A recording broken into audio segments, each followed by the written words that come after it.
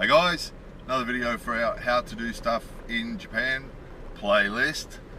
This video's been triggered by a couple of things. One of them is a message, or actually no, a comment that was left on a video some of you might have seen on the Crime and Emergency Services in Japan playlist. There's a couple of videos, or a few videos on there, of some interaction with Japanese police, and all very positive and quite pleasant, really.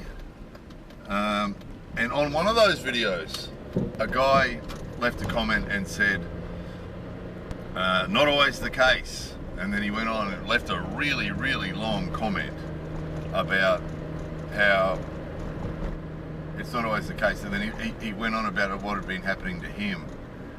And it all sort of sounded quite reasonable, like he'd been quite reasonable and quite as if he'd had, and it sounded like he'd had quite a lot of a bad run with the police, you know. And it sounded quite reasonable, but there was a lot of interaction with the police. He was getting stopped here and getting stopped here and getting questioned, and this policeman was grumpy and that policeman was grumpy, and then he was having some problems with some other dudes were hassling him about something, so he went to the police to complain, and they asked if that actually touched him, and he said no, and so they weren't really interested. And so he sort of finished his comment by saying, so I've decided that I'm going to go armed all the time. Everywhere now I'll make sure I'm armed, and if they give me any more trouble, I'll be dealing with it myself. It was even more serious than that, he said, but it was, how did he word it? Can't remember how he worded it, but it was along those lines. But he said he makes sure he's armed all the time now. He's always armed. So he didn't say in what way he's armed. We have to assume. Who knows? But you know, and I'm going to take care of it myself if there's any more problems, you know. And like, it triggered this. That triggered the video, and also we had a friend of ours recently, another Australian guy, who was telling us a story about how his landlord actually has an agreement in their rental agreement that the landlord's Butsudan is still in his house, and so the landlord a couple of times a year wants to come to the house and stay in the house overnight and do some ceremony at the Butsudan, right? The family shrine that's in the house. And she sort of turns up randomly and isn't a terribly pleasant person, apparently. And so our friends turned up. He's sent a message and said, can I come to your place? And yes, come on. And he's come straight over, and I had to get out of there. And the reason he did was that this person is really, really difficult to deal with, and he was feeling as if he wasn't very patient at the moment. He wasn't feeling very patient. He'd had a bit of a bad week, and he was feeling a bit frustrated and a bit impatient. So he decided that it was better to get out of there. Tactical withdrawal, right? So those two things triggered this video, because as with all the how-to videos, we've said this a million times before, you can do whatever you want when you come to Japan, and Japanese society, or Japanese people in general, on the surface are fairly they don't react. You know, in some countries, if you go to some countries and you behave in a way that they think is not good, usually someone, hey dickhead, what are you doing? You know, usually someone will tell you. In a lot of countries, someone will tell you, you know, don't do that, what are you doing, you dickhead, you know. And a lot of countries are like that, aren't they? Countries that are supposedly free countries where you can do what you want. Quite often, if you do what's not acceptable to some people, they will tell you to stop doing it, won't they? So Japan's not really like that.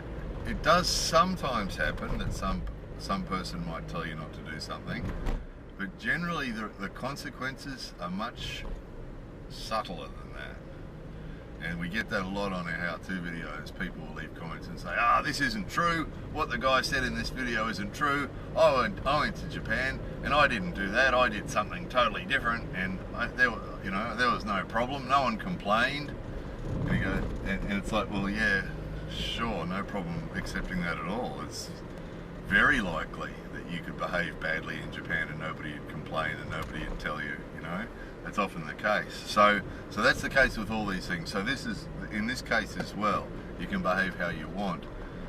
But you can see the results. It's really easy to see the results, and there's been a million examples of this. I'll just finish the first story because it's sort of an example in itself. I read that guy's comment. Now, that comment's since been deleted. Once we decided to make this video, we wanted to respect the privacy of that guy. So his comment has been deleted so that people can't work out who he is. But after reading his comment, it was really long comment, a long story with lots of drama in it. There was just an underlying feeling there was too much drama, you know. There was too much drama. So out of curiosity, we had a look at his YouTube channel, and there's only one video on there, just one. And he'd gone to a rice field, and he was sitting in a rice field, and he couldn't see him. He was obviously sitting beside the camera or behind the camera or something. And he was just sitting there, just unloading, basically. And it was all going bad. He was talking about his wife. His wife was angry every night and yelling at him and his daughter, and the daughter was coming home from school with panic attacks or hyperventilating or something, and she had all sorts of issues, and he went on and on and on about all these issues, all these things that were going bad in his life, you know. And you know, obviously it's not that the results of his actions aren't that subtle to him, but what that triggered is, and we've seen a lot of these before. People send these sort of videos to us all the time. You know, people see a video. A very common one is someone will be somewhere in Tokyo or Nagoya or Osaka or somewhere, one of the big cities, or anywhere, and they'll have some interaction with the police, and they'll film it. They'll have their smartphone on, or they'll have their camera on, and they'll film it, you know, and or they'll tell you the story. They'll sit there and talk to camera and tell you about this problem they had with the police, you know, and of course it always puts them in a good light. The way they tell it, it sounds like they're all quite reasonable and the police are all quite unreasonable.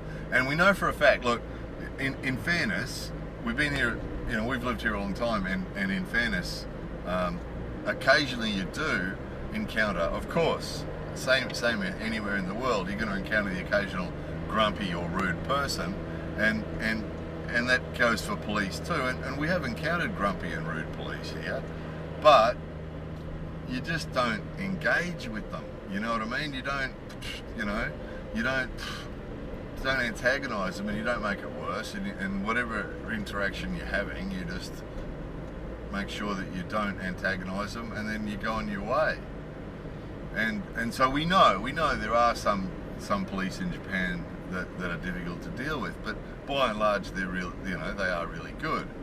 But it comes across as your demeanour, and we've seen people send us videos all the time of dudes on YouTube telling their stories about how they were victimised by the police, and they were stopped 6 times in a week by the police, and all that sort of thing. And look, it probably does happen, you know, and when you see some of the guys that it happens to, it's sort of, you know, if you're going to really stand out, and again, you can do whatever you want to do in Japan, you know.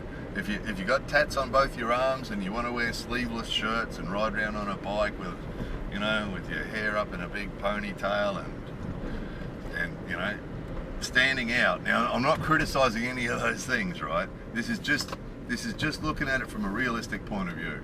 From a realistic point of view, that if you stand out, if you're a foreigner in Japan and you're standing out, now already I can hear people saying, that's not right, you know, it's not my rights, and we should protest against this, and it's not right, it's discrimination, whatever.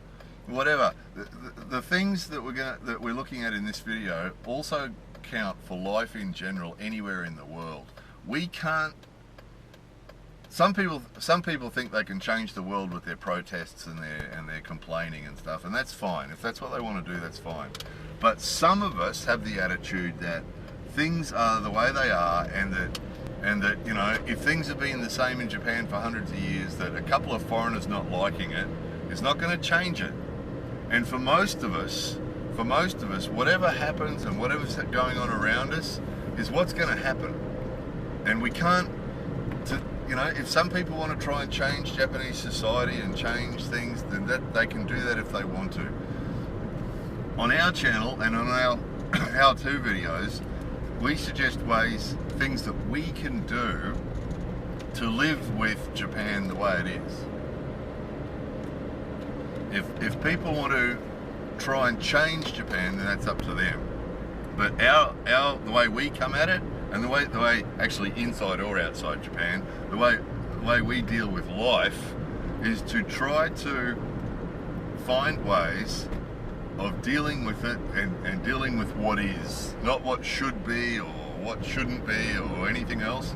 We like to try and understand what is happening and what is going on around us, and try to work out ways to interact with that in a way that is going to make life as smooth and as least problems as possible, right?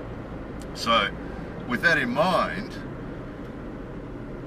that's what we have to do when it comes to all these interactions. Now, we made videos before on the how-to playlist about don't fight in Japan and that sort of thing, and this is sort of an extension of that.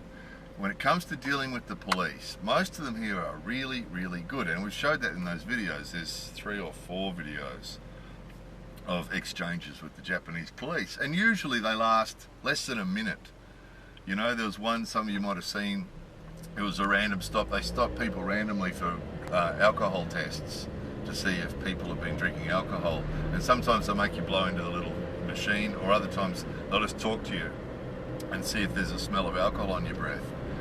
And they'll ask a few questions, good evening, have you had anything to drink tonight? No. Can I see your driver's license? Thanks very much. It's usually, it may be a little bit of sort of light chatter in amongst it there, and a few polite little comments, as you guys have seen.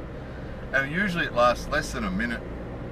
And if you're agreeable and you go along with it, and you're polite and they're polite, and then it comes to an end, whether they're polite or not is irrelevant. As you've seen in the videos, usually they are. But whether they are or not, if we're polite and agreeable and approachable and answer their questions with a good attitude and here's my driver's license, and answer their questions. How long have you been in Japan? Where do you live? Whatever they ask you. Can I see your foreigner card? They might ask you for your foreigner card. Here's the foreigner card. Just go along with it, and chances are 30 seconds or a minute later they'll say, oh, thanks very much, and you'll be on your way, and that'll be the end of it. And we've got examples, we filmed examples of that's the way it can go.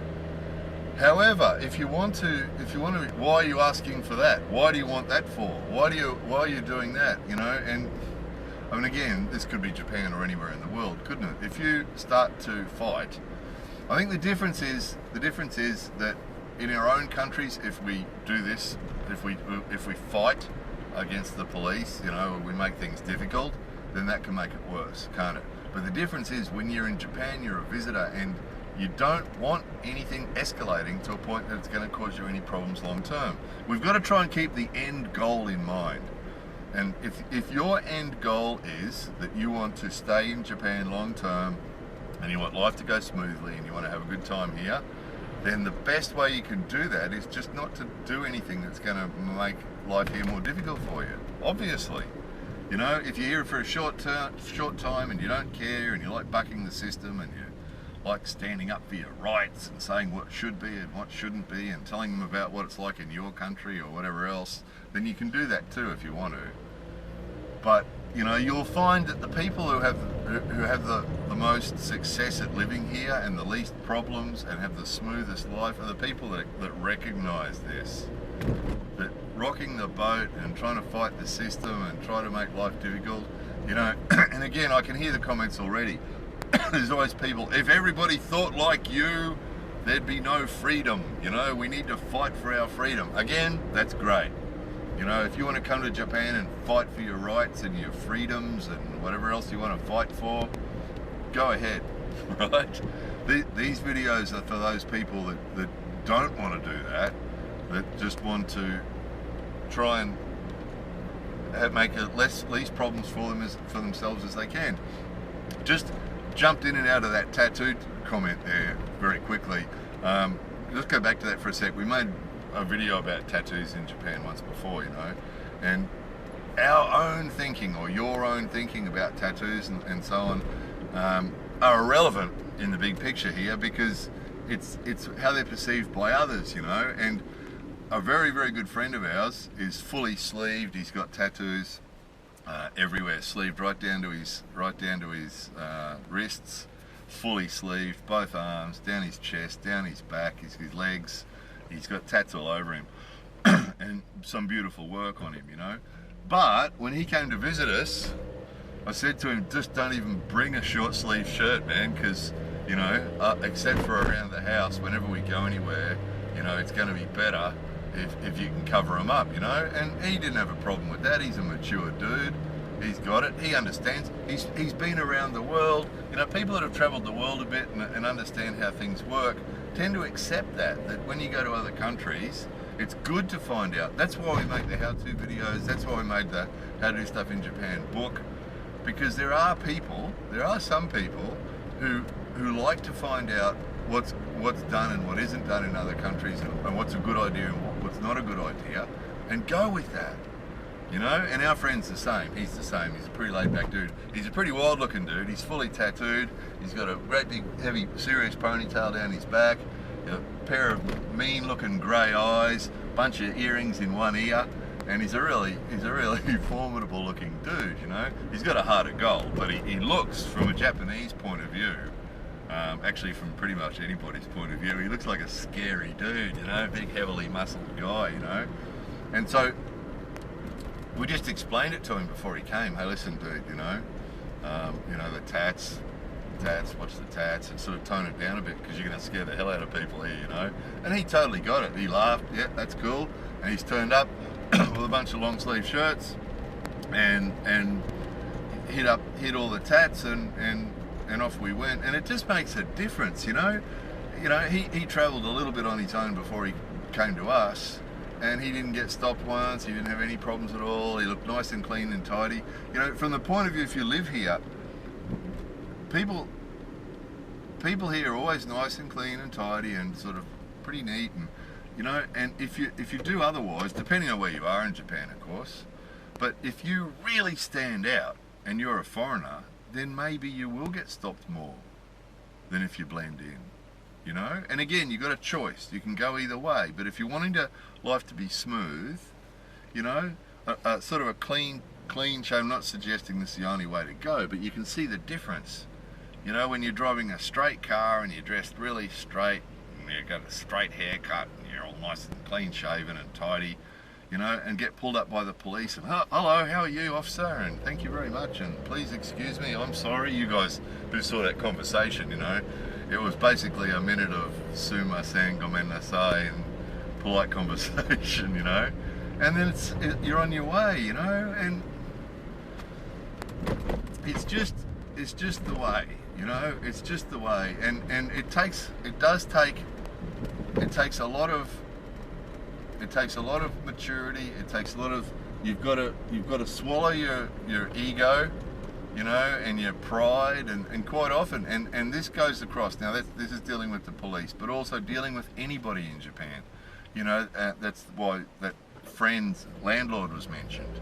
You know, if he gets into some sort of conflict with that landlord, it's only going to go downhill. And then the first chance the landlord gets, they'll evict him. You know, it's much easier if he's very patient with that landlord and very polite and very kind. But, you know, when he recognised that he wasn't feeling patient enough, he took off. And that was a brilliant idea, you know. Tactical withdrawal, they call that in the military, you know. And Miyamoto Musashi, Japan's most famous swordsman, used to do that. If everything was going badly, he'd take off, you know, disappear, and come back later when you can deal with it. And that's really the way to go here. And that's the way to go with the police, with your landlord, with your boss if you work for a Japanese company in Japan, with your neighbours, with everybody, with your wife if you marry a Japanese person, with your Japanese wife, with your Japanese husband, with your Japanese in-laws. You know, it's just the way to go. And it takes, interestingly, a lot of the skills that it takes to live in Japan without hassle are skills that are useful living outside Japan as well, you know. But it just seems that because of the way Japanese society is, with everybody behaving the way they're supposed to and having lots of self-discipline and you know, individual sort of behaviours not sort of being terribly popular and so on, it just makes it that much more important. You know, those sort of behaviours that are useful to you outside Japan are more important here, probably. You know, where we just got to bite our tongue. And there's examples of this happens here when you live here every day, where the old guy from down the street comes and hassles you about putting your recycling rubbish in the right place, or, you know, the landlord hassles you about something, or the boss at work hassles you about something, or, you know, your Japanese partner, husband or wife or boyfriend or girlfriend hassles you about something. You just got to bite your tongue and just go, okay, and just let it go. Choose your battles. You know, if it's not really, really important, just let it go. And it's the same as with the police. It's just madness. These stories, I hear these stories all the time. You know, people send us have a look at this video. Have you seen this video of this guy in Osaka with the police? And have a look at this video. Have you seen this video of the guy in Tokyo with the police? And yeah, I know that. I've seen it before. You know, it's either a particular video we've seen before, or it's just the same thing again that we've seen 100 times before.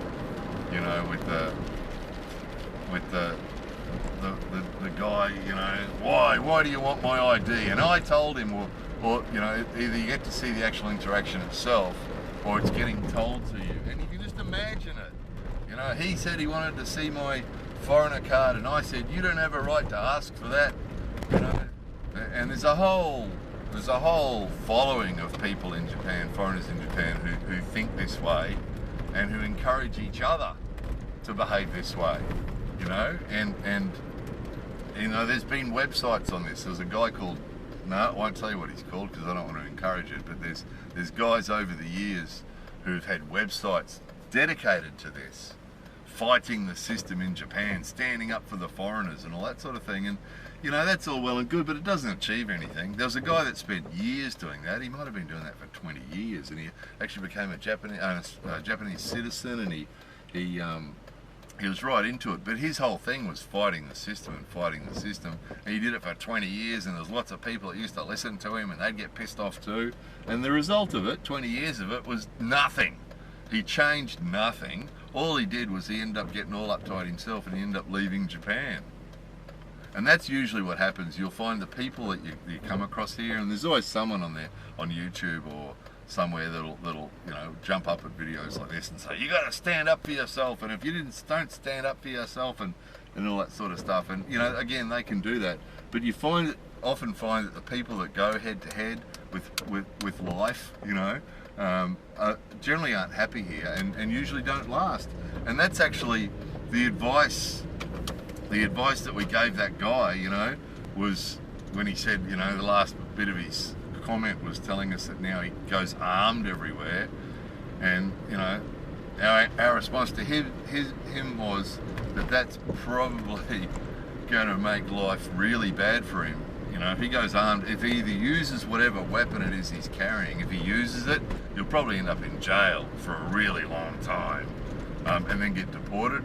Or if he's caught with whatever it is, you know, going armed with whatever it is he's armed with, he might end up in jail and then deported. Either way, really, really stupid idea. So our advice was to either chill out and relax and go with the flow, or leave. You know, and that's always an option. You know, if it all gets too much for you and you don't like how they're infringing on your rights by asking for your foreigner card, or you know, you get sick of the old guy down the road hassling you about your recycling, well, you can leave. And again, see, it's an ego. Every time I make a comment like that, I can just imagine I know the response I'll get from some people to comments like that. So you should stand up for yourself and be a man, and you shouldn't be a wuss, and you should stand up for yourself, and you should do this, and you should fight. Again, you can if you want to, but you'll find that the people that have that attitude here usually don't succeed and usually go home because they find life shitty. You know, Japanese people stay right away from people like that and don't help them and don't want to know about them, and no, that guy's a problem. That guy fights with the police, and he fights with the city hall, and he fights with his landlord, and he fights with his neighbours, and he upset old Mr. Suzuki down the road. You know, Japanese people don't want to know about people like that. You know, whereas if you blend with it and you don't have any hassles and you go along with whatever's happening and you're nice to the policeman and you're nice to the landlord, you got to remember your end goal. And if your end goal is to lead a happy, harmonious life, then that's the stuff to do. If your end goal is to be a radical and fight the system, man, and I'm not going to listen to anybody and I'm going to do it my own way, well, that's fine, you can do that. But you won't find many people in Japan that are happy and well balanced and have achieved good things by doing that. But you're certainly welcome to try. So anyway, that was it. So this video is going to be sent to our man that left his comment. You know, chill out, man. If your wife's angry every night and the policeman's hassling you and the local young dudes are hassling you and everybody's hassling you, you might want to have a good look at why and chill out. Or go back to where you came from. It's just logical, the options, isn't it? Anyway, there it was. More videos coming soon.